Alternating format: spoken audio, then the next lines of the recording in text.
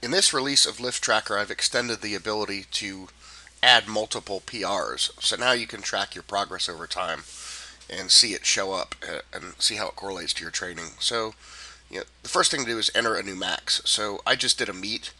I'm going to go into the options, enter PRs for calcs. You'll see that on October 29th, I hit a pretty good squat, and I bumped up my other lifts a little bit. So if you look at the drop down, you can see the three maxes that I've recorded into the system. And again, we track both raw and equip differently. So you could one day come in and say, I'm going to try for a raw PR. And if you get it, you can come in here and you can just edit that one lift. So you can record any number of these that you want, and it'll be reflected on the analyze screen. So let's go take a look at this now. So I'm going to come into Analyze, and I'm taking a look at my squat history over the last 20 weeks. These stars reflect times when I took maxes. So this was my max going into, actually it's been a long time, but the 904 was the starting weight. In Georgia, I did a meet and I took 950. And then recently I did a meet and took 1005. So you can see these all show up as they were entered into that max screen. Um,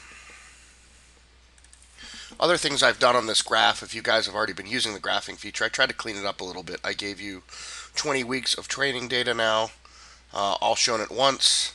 I cleaned up the legend a little bit, and one handy trick, I don't know if you guys are aware of this, you can actually turn things off and on, so to unclutter the graph a bit.